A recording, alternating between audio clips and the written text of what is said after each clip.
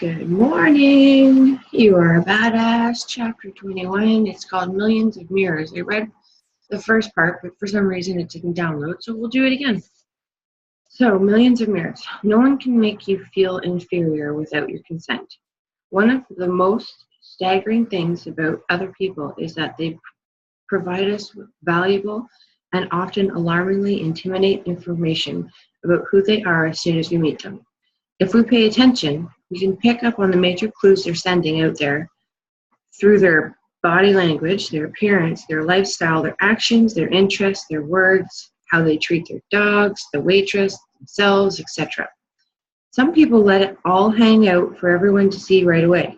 Others let it seep out in little spurs. I love water skiing. I admire how confident you are about your weight problem. I just got out of prison, etc. With the exception of the sociopath or the skilled pathological liar, the majority of humanity gives us plenty to chew on right out of the gate. All of this information then goes through the filter of who we are, and depending on all our perceptions and judgments and hang-ups and number of years we spent in therapy, we decide if the person is someone we want to get to know better or not. We're all attracted to, as well as turned off by, various things about other people. And the things that stand out the most to us are the things that remind us of ourselves. This is because other people are like mirrors for us. If somebody bugs you, you're projecting onto them something that you don't like about yourself. And if you think they're awesome, they're reflecting back something that you see in yourself that you like, even if it's not developed in you yet. I know this sounds like I'm making a massive generalization, but just stay with me here. Give me a second. I'm just going to put my hair out because it's getting on my nerves here. There, it's quickly out. Your reality is created by what you focus on and how you choose to interpret it. This goes for everything, including the things you focus on about the people in your world. For example, depending on who you are, you could react in mirrored ways to your new boyfriend or girlfriend constantly referring to you as the giant dumbass. I wouldn't like that. You could A, see this as a red flag and think they're a bully. B, see this as a red flag and think they're nervous or insecure and have terrible manners. C, see this as a green light because they're in so much pain that they need to abuse other people. They really need someone understanding as I am. D, see this as a green light because you believe that you are in fact a giant dumbass. Or E, think it's hilarious because it doesn't resonate with you. The people you surround yourself with are excellent mirrors for who you are and how much or how little you love yourself. We attract people into our lives for a reason, just as they attract into theirs.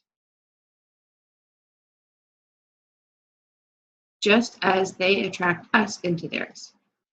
We all help each other grow and figure out our issues. If we seize the opportunity to learn from instead of just react to, by getting defensive or justifying our actions or whining about the highly irritating things other people do.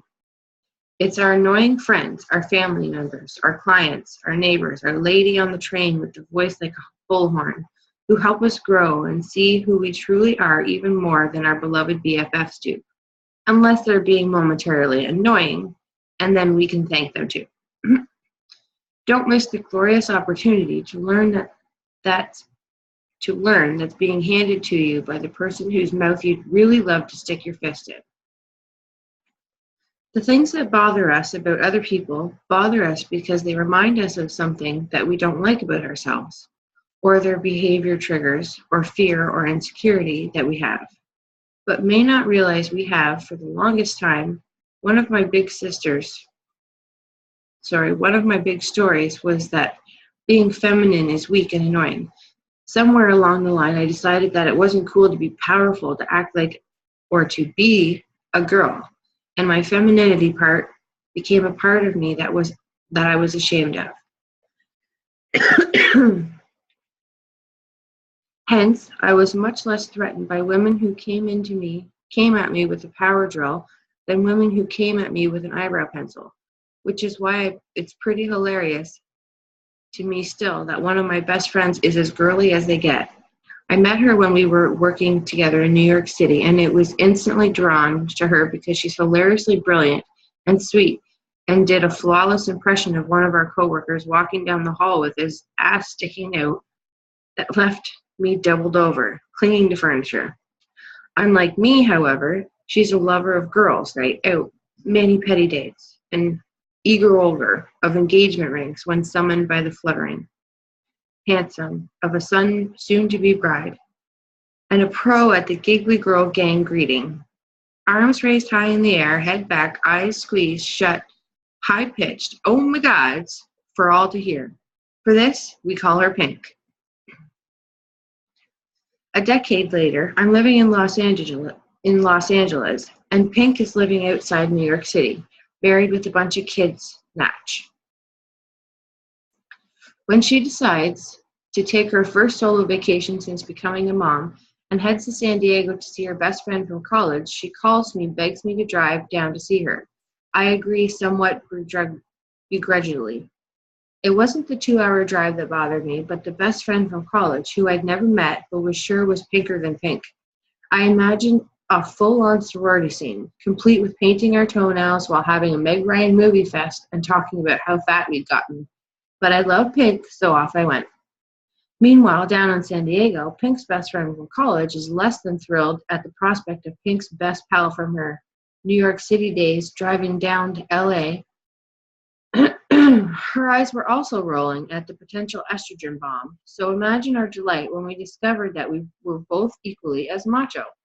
Once we realized that the playing field wasn't as overwhelmingly pink as we feared it would be, however, we got the biggest surprise of all. Our inner, neglected girls felt safe to come out of hiding. All three of us lost our voices that weekend, crackling and screaming, "Oh my God!" for all to hear. I wouldn't be surprised if a toenail or two even got painted. Don't remember. Was too drunk on wine spritzers. I'm still not the most enthused member of a bridal shower, and I'm not saying that you have to come around and like everything is in this world that bothers you. I'm not saying that you have to come around and like everything in this world that bothers you, but I'm saying that if you actively don't like something, it's because it resonates with you on some level. It has meaning to you. When you find yourself dealing with someone who irritates you, and you find yourself getting gossipy, finger-pointy, judgy, complaining, rising up and confronting the situation can do a hell of a lot more than just making your life more pleasant in the long run. It can help you heal and grow and get out of the victim mode, because it forces you to deal with the gnarly aspects of yourself. And part of that makes you not so proud. I need a drink.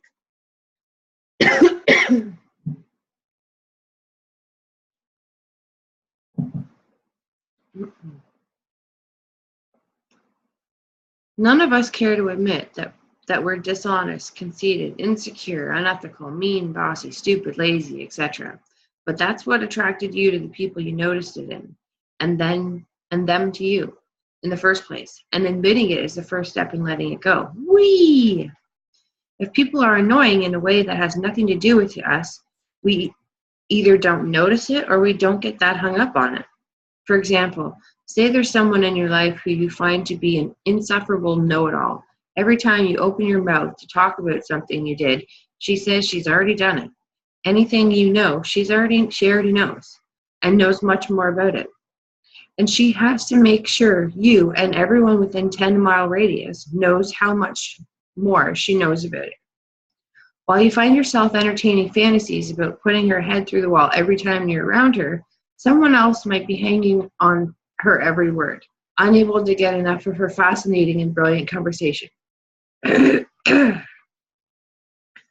The reason she makes you crazy is because you most likely are a know-it-all yourself, and you worry that you are one, or you have insecurities about people thinking that you know nothing.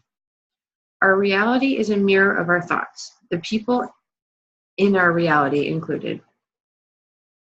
Same thing goes with what people throw at us. Would you be offended if someone kept making fun of how short you were? If you were 6 feet tall, it most likely wouldn't even register. Or if it did, you'd just think that they were kind of strange.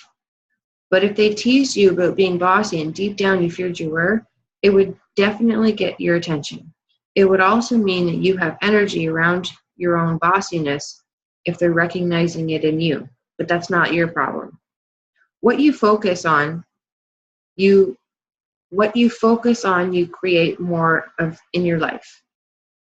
If you're consciously or subconsciously focused on certain beliefs about who you are or who you want to be or who you do not want to be, you will attract people who mirror those traits right back at you.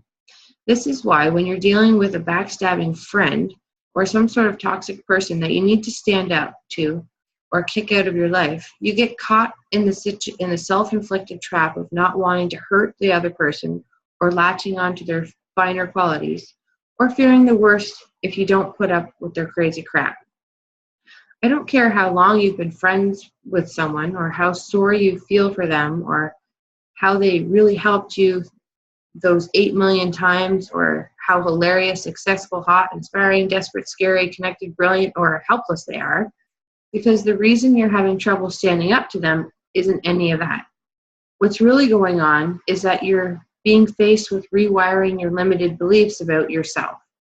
And you're using the excuses for these other people to avoid facing your own issue. Your own issues around sticking up for yourself. At the end of the day, it's not about them. It's about you believing you're worthy of being loved and seen for who you really are. I think I'm going to cut it out there. So we'll start back tomorrow at the end. It'll be part 21 or chapter 21, part 2 tomorrow, okay? Yeah, I got to get this workout in now or I won't get it done today. Yeah.